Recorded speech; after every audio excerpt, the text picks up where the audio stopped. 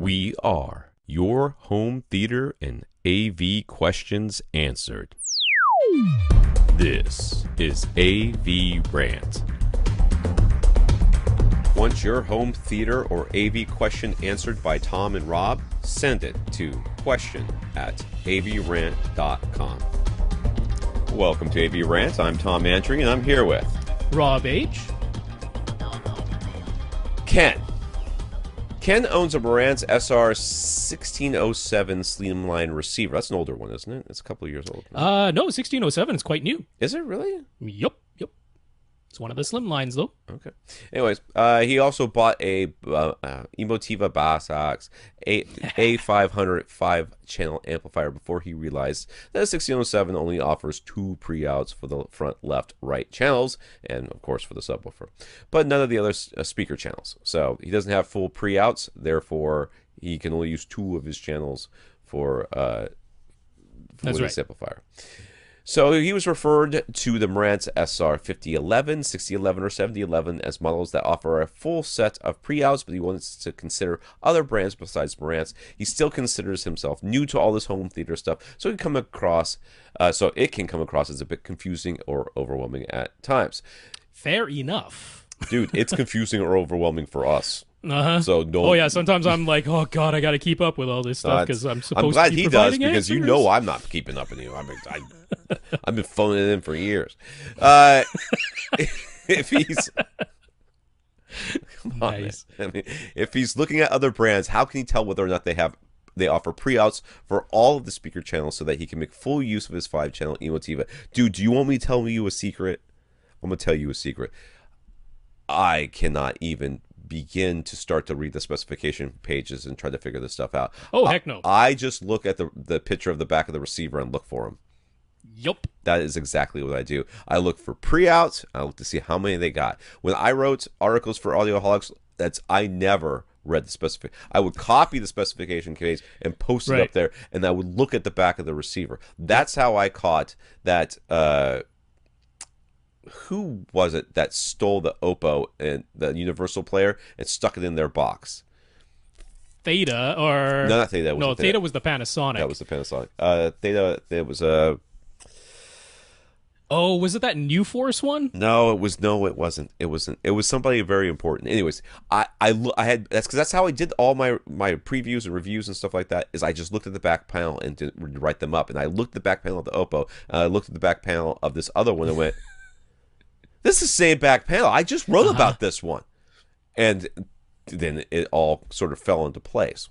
Now, that's all you're going to do. You're going to go to the receiver, the manufacturer's website. You're going to click on the receiver. You're going to click on the image of the back panel. You're going to zoom in, and you're going to look for pre-outs. And then you're going to make sure it's got enough. That's got all the ones you need.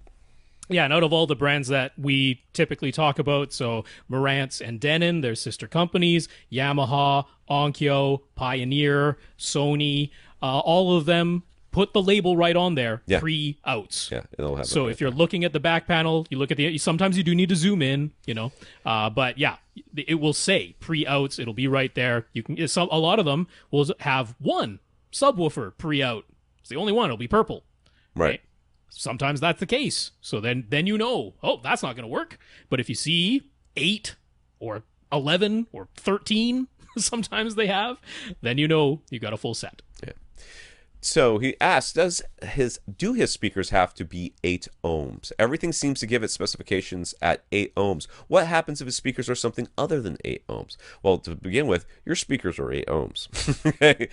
The reason somewhere yours, most speakers, the majority of almost all consumer level speakers, and even the higher end speakers, many of them are rated into 8 ohms, which means that how much power that they draw from the amplifier, it kind of averages out at 8 ohms, generally speaking. Yeah, what's listed in a speaker specifications is the nominal impedance, which it's not a straight average, but if you're just thinking conceptually, it's like averaging, right? It's like taking the highs and the lows, because it'll at some frequencies it might dip down to 3.2 ohms. At some frequencies, it might be way up at 32 ohms, right? But overall, it's mostly around 8. And then they'll say the nominal impedance is 8, or the nominal impedance might be 6 or 4 or some other number. Right. So what happens if your speakers are other than 8 ohms? Well, it depends on how far away you're sitting from your speakers and how loud you want them to be. Because you can... And how sensitive they are, and too. That's true, how sensitive they are as well. So if, the idea here is that lower ohm speakers that are rated, at 6 ohms or 4 ohms or lower can draw heavy loads from your amplifier, which if your amplifier isn't ready for them or isn't capable, can send the amplifier into oscillation and shut the receiver down, or cause the amplifier to clip, possibly, or just make it get really hot. Yeah, possibly damaging your speakers and or your amplifier. So what happens if something, well, the fact of the matter is you could take the world's wussiest amplifier and plug it into the hardest to drive speaker and it will make a sound. It will not make a very loud sound, and you will have to sit very close to hear it. But everything will work just fine as long as you don't turn it too loud and you sit close enough. So if you're sitting close to your speakers and they are hard to drive, but you don't ever play them very loud, you're going to be fine most of the time. Yeah, I mean, the 8 ohms has sort of become the industry standard. Right. It's most speakers out there are nominally 8 ohms. Most of the amplifier wattage ratings will definitely give you the rated power into an 8 ohm load. But the important thing to know is that at different frequencies, it's going to be a different ohm rating. If you measured what is the ohm rating of this speaker at a given frequency, it's going to be something else. Yeah. Overall, it might hover around 8, but it's going to dip lower. It's going to go higher. That's fine. That's normal. It's exactly what's expected. What's going on is the amplifier, the AV receiver, the signal that's being sent to it is a varying voltage. So you have a varying voltage going into a varying impedance, varying ohms, and those two combined tell you how much current, how many amps need to be sent by the amplifier based on the voltage going into that impedance. So that tells you that if you have lower impedance and the voltage is high, you need a lot of amps. You need a lot of current. And that means a big draw from your wall outlet, a lot of heat, and the amplifier is having to work very hard. So in general, lower ohms is more difficult to drive, but sometimes you'll find a speaker that is nominally 4 ohms, but it never dips lower than that. It'll dip down to 3.8 at its lowest. And then you'll find some speaker that's rated nominally at 8 ohms, but at some frequencies it dips down to 2. And that could be a bigger problem for an amplifier at that specific frequency. Yeah, and we've seen that happen with speakers before. We've seen speakers that have come out that, they generally look okay, and they're rated okay, and then somebody tests them and they're like dipping down into just ridiculously low ohmage, and it's causing problems with people's amplifiers and receivers. Yeah.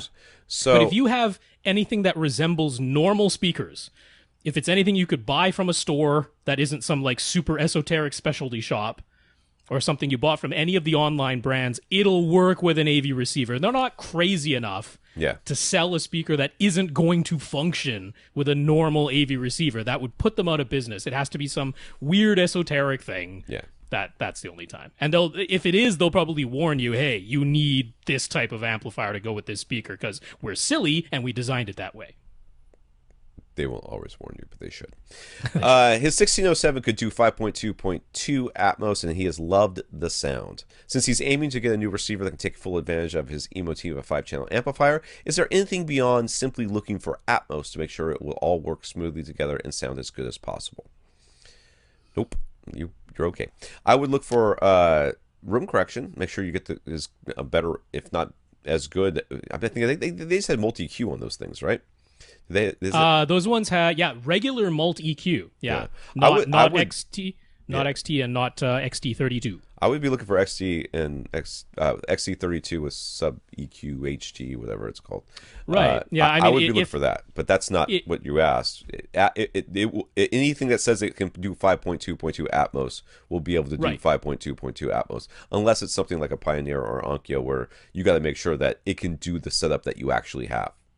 Because some of them won't. I mean, if you have 7 speakers, and that's where you want to stop. You want to stop at 5.2.2, which is fine if that's what you want to do. I could point you to a specific model, which is Denon. Like I say, it's the sister company to Marantz. They have their X3300, which is, what is it, $550 right now at Accessories for Less? It's about that, yeah. And that gets you Mult EQ XT32, the highest level of Odyssey's automated room correction, and it works with the Odyssey Editor app so that you can manually tailor the sound to your liking if you don't like what it does automatically. Really powerful, definitely affordable, does 5.2.2. It's going to be tough to beat that for value.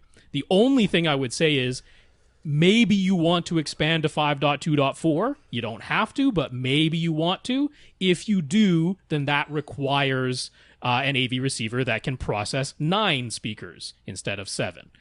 So models that can do that would be like Marantz's SR6011, one that was recommended to you, or in Denon's lineup, it'd be the X4300H. And those Denons have pre-outs? Because sometimes they don't. Oh, yeah. Okay. Oh, yeah. Yeah, the X3300 up in that series, they all have full pre-outs. Okay, good.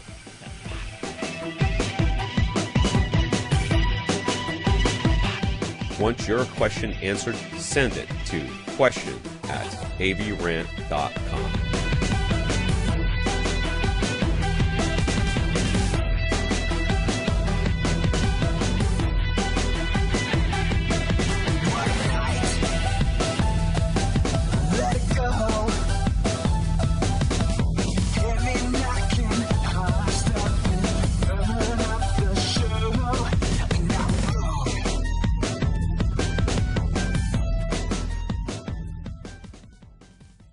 This is AVRant.